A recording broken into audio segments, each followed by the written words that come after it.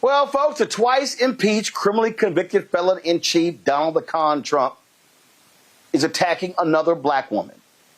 We've made it clear this man does not like black people, especially black women. His latest target is Dr. Lisa Cook. You have allegations from one of Trump's housing appointees that Lisa Cook somehow committed mortgage fraud. It's the allegation. Has she been indicted? No. Has she been tried? No. Has she been convicted? No. But it doesn't matter to the thug-in-chief. He wants her fired. Last night, Trump sends a termination letter to her saying she was removed from her position for cause, citing allegations of mortgage fraud. The letter was dated August 15th. The Justice Department indicated it plans to investigate these claims. But here's the problem. He doesn't have the legal authority. Cook said so in her statement, firing back at this idiot. President Trump purported to fire me for cause when no cause exists under the law, and he has no authority to do so. I will not resign. I will continue to carry out my duties to help the American economy as I have been doing since 2022. Morgan Harper, the Director of Policy and Advocacy at the American Economic Liberties Project. Also joining us is Rhonda Foxx, founder of Persist. Really glad to have both of you here. I'll start with you, Morgan. Bottom line is this here. Dr. Lisa Cook, first African-American woman to serve on the Federal Reserve. And it's a 14-year appointment. She was confirmed by the United States Senate. Trump doesn't have the authority. But what has happened is he believes that he can do whatever he wants. I'm going to play a clip later where he literally says, I can do whatever I want as president of the United States. The Supreme Court has expanded the powers of the office of the president. And this is why this idiot is doing this, because this is his continual attack on the Federal Reserve, which he wants to run, even though it is independent or supposed to be independent of politics. Absolutely. And I completely agree with you, Roland. I mean, there's no accident in the terms of the people he's choosing to target. Lisa Cook, Tish James, with these really bogus allegations of mortgage fraud and criminal activity. It's nonsense. But the fact that they are both black women that stand in the way of his authoritarian march to control the entire federal government is a problem for him. And what's the risk here? The Federal Reserve, it is independent pursuant to the law in Congress through the Federal Reserve Act, like you pointed out, and like we also heard from Governor Cook herself. The only way that you can get rid of her is for cause. What does that mean? It means that there's been some professional malfeasance is I think the actual term, meaning like something in the course of your job you did that was wrong, that ran counter to your obligations in that position. And that's nothing that is being discussed here. What is happening in the federal government, in speaking of laws that are being broken, is a lot of big corporations that have donated big money to Donald Trump are seeing lawsuits against them by the Department of Justice, by the Consumer Financial Protection Bureau, just disappear or be settled for nothing. So it's clearly not a priority of this administration to go after actual breaking of the law. And when we look at this type of political agenda applied to an agency like the Federal Reserve, which is charged with really maintaining the financial stability of the country, it's not to say it's a perfect institution, means, but their charge is financial stability. It's looking out at the labor market movement there. It's controlling interest rates. It's controlling monetary supply. It's controlling our role in a very interconnected global economy at this point. The risk from this type of political activity is that we see real economic damage and harm done to us as people living in this country, small business owners, and ultimately our standing internationally. Rhonda, you dropped a letter on social media. You said that Donald Trump's justification of unsubstantiated accusations of mortgage fraud, but let's be clear, this isn't about mortgages. It's a blatant attack on the Federal Reserve. Now, here's the deal, guys. Pull the clip up, because earlier today in that ridiculous cabinet meeting where it really was who can outdo one another kissing Donald Trump's ass. This issue of this mortgage fraud came up, and Donald Trump lied. He literally says in this clip we're about to play that, oh, people's mortgages, that's public information. Roll it. Guys, we don't have, I sent you, get the clip, guys, because I want to play this because it gives a perfect example of what I'm talking about here, Rhonda, where this liar, he sits before the public and he lies, knowing full well that is personal data, and his own housing guy, Pulte, who's been going after Jerome Powell, he's the one who threw out this allegation. Yeah. Rhonda, go ahead. Okay. So I'm glad that you hit on Bill Pulte. I think when we look at this whole situation, and this did not begin with Lisa Cook. This is a playbook of attacking Black women that began before Fani Willis, but we really started seeing it with Fani Willis. We popped over to LA with Karen Bass. We're seeing AG James. Obviously, Kamala Harris has always been a victim of it, but now with Lisa Cook. And the real villain behind a lot of this is Bill Pulte, someone that a lot of people do not know about. They don't know about the agency that he has oversight of, but he is literally using the Federal Housing Finance Agency to go after individual citizens. That's not what that agency is for. That agency exists to look at Freddie Mac, other housing institutions all the way back from 2008 when that institution was created. So there's a couple of things that are really troubling. One, this playbook is being written on the backs of Black women. We know that attacking Black women, attacking women, it energizes the MAGA base. But what it also does for Democrats is it bifurcates our coalition.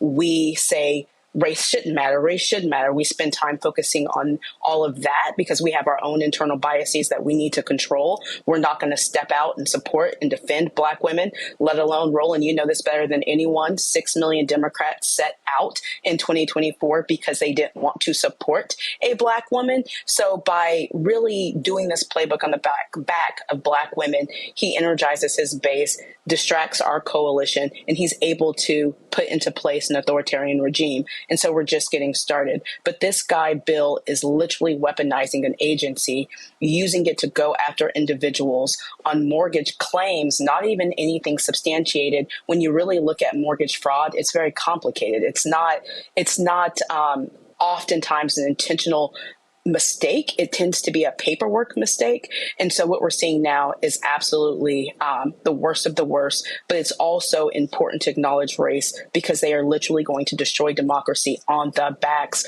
of Black women. They have written this playbook, and there is nobody coming to our defense in this moment.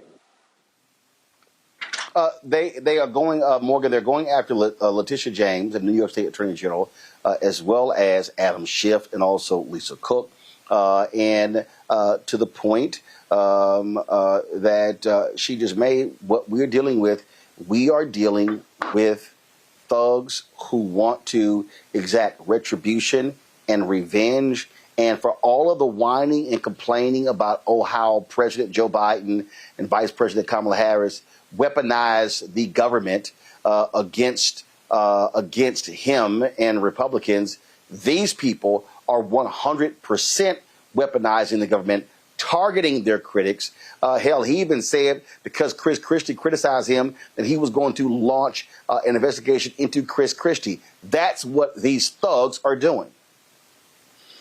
Absolutely. And I think that can kind of muddy the race element of this because I completely agree. I mean, I think the targeting of folks like Tish James, like Lisa Cook here as Black women is to play into, I mean, I completely agree with your other panels, play into what the MAGA base we know is red meat for much of the MAGA base.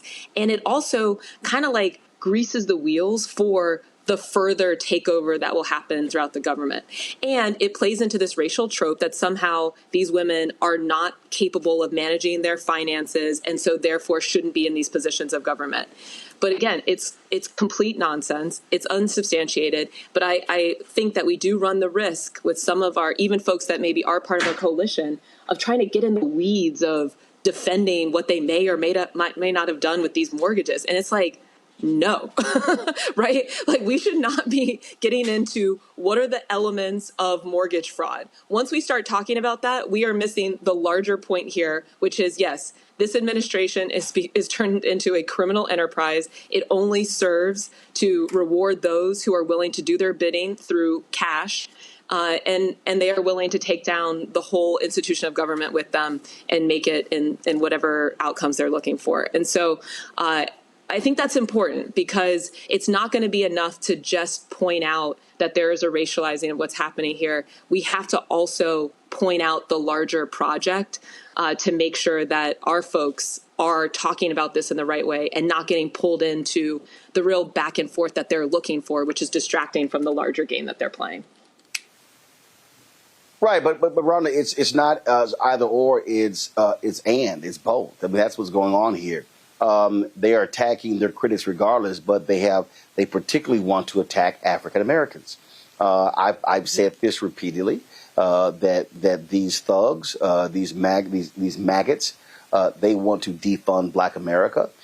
They want to tear down every single gain that we have seen in the past 60 years. And that means going after any African American who is in a high position who has not chosen to kiss Donald Trump's ass or his ring. And here's the thing, too. They say as Democrats, we shouldn't focus on race. This is not about Lisa Cook's race.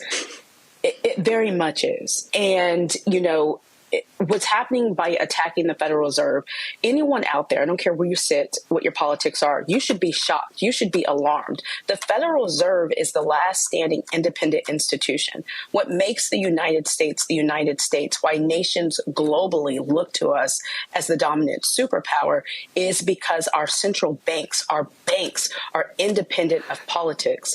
The Federal Reserve governors, they tend to serve, 14-year terms specifically so that they not touched so much by politics. So to see a sitting president go after a governor on the Federal Reserve, not only is it going to tank our markets, but it's literally the next step to complete authoritarianism.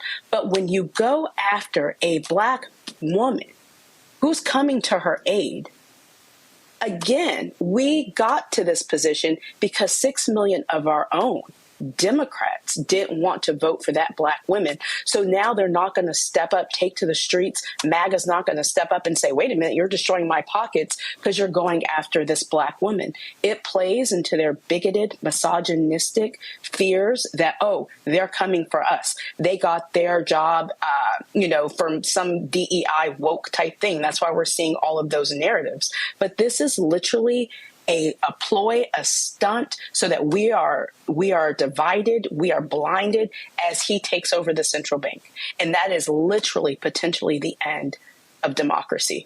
And our bigotry is going to allow that to happen. You are building authoritarian regimes off the backs of Black women in your bigotry. And that is something that all of us need to be loud about. We need to hold people accountable who are silent in this moment. And we need to be very fearful, especially as Black people, that this is happening on your watch. And so anyone that doesn't want to answer, the call and support this Black woman, this is going to destroy your pocket. The fact that the U.S. government has our private data, our mortgage data, and they are using that, weaponizing it against us, be alarmed. This is a problem. Yeah, it is. And Morgan, go ahead. I'm sorry. I was just going to say, the other thing to note about this is how does Lisa Cook become a governor of the Federal Reserve Bank? That doesn't just happen. That means that you were part of the Federal Reserve banking system before. How do you become part of that? That's because financial institutions in the region where you're working choose you to be part of the Federal Reserve Bank, and then you get nominated and eventually confirmed by the United States Senate to become a governor of the National Federal Reserve. And so it's interesting, and I agree with Rhonda, that we aren't hearing more from financial institutions, leaders from the private sector that really were part of putting her in a position to become a governor, and now are just stepping back and being silent in the midst of this, despite the real economic harm that could stem from this politicization of government. Well, listen, it's I mean, my God, it's 8 months in, and Rhonda, I keep warning people, it's not going to get better. It is going to get worse. And as long as these thugs are empowered, every time he says, oh, dictator, and national media doesn't make it a major issue, then they go, oh, we can go further. So what they're doing is very clear. They laid it out in Project 2025. They're executing this strategy, and the only thing that we have left is to fight this in the courts. And I keep saying this over and over and over again. There's not a single black person who can afford to sit out the next election, and that means every single Republican must be penalized at the ballot box because they are all complicit in allowing this thug, Donald Trump, to do what he's doing. And Roland, I was on the campaign. I spent more time writing press statements. I was the head of the Women's Coalition about what Project 2025 would mean for all of us. We spelled this out. Capitulation and mainstream media did not, do its job to help us project that message. That's why shows like this support this show, support this platform, because this is the truth. But we knew this was coming. We tried to get this message out, and looking at this, where this man has literally built a administration of henchmen and henchwomen that will do his dirty bidding, regardless of the Constitution. We were warned about this. Now the fight is in the courts and at the ballot boxes, and it's time to really buckle down. We cannot sit this out.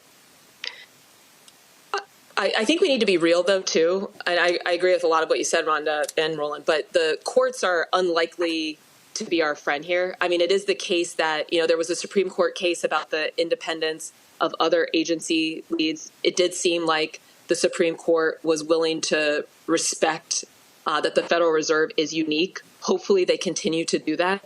But we don't really have a lot of great evidence to go on there, though I'm very, very happy that she's just immediately suing the administration and challenging this illegal act from them.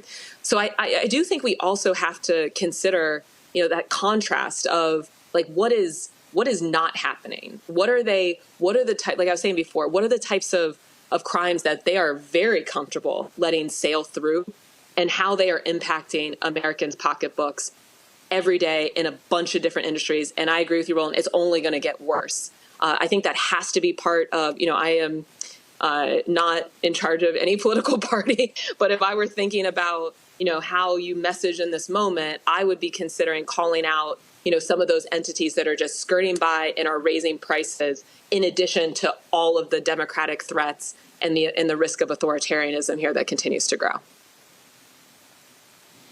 Yeah, I mean, listen, we obviously can't, it's not like it's guaranteed to count on the courts, but what we have seen, though, we have seen many other federal judges, including Trump federal judges. The Trump-appointed federal judge just blasted their lawsuit against Maryland federal judges and throwing it out of court. Now, the Supreme Court bear will the backstop. But if this Supreme Court continues to allow this man to do whatever he want to do, they are risking people questioning their legitimacy. And again, so no matter what that happens, I still contend, and it is fundamentally important, that is, people are going to have to rebel at the ballot box.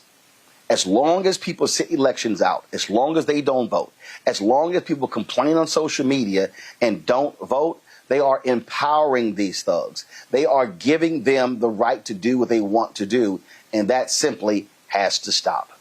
Morgan and Rhonda, I certainly appreciate y'all being on today's show. Thank you so very much. Thanks for having us. Bye. Hello, I'm Isaac Hayes III, founder and CEO of Fanbase. Listen to what I'm about to tell you. The window to invest in Fanbase is closing. We've raised over $10.6 million of our $17 million goal. That means there's room for less than 6,370 people to invest in Fanbase for the average amount. The minimum to invest in Fanbase right now is $399. That makes you an owner in Fanbase today. Go to startengine.com/fanbase to invest. Why? Because current social apps have taken advantage of users for far too long, with content suppression, shadow banning, harmful racist content, and no real tools for monetization and equity. Fanbase has over 1.4 million users and counting, allowing anyone to reach all their following and monetize their content from day one. Social media is the new TV, and whoever owns the apps that distribute that content have the opportunity to own potential billion-dollar companies. While big platforms with uncertain futures are failing to serve their users, Fanbase is stepping up to fill the gap. Don't wait until it's too late. Invest now, invest for yourself and your future. Go to startengine.com/fanbase and own the next generation of social media.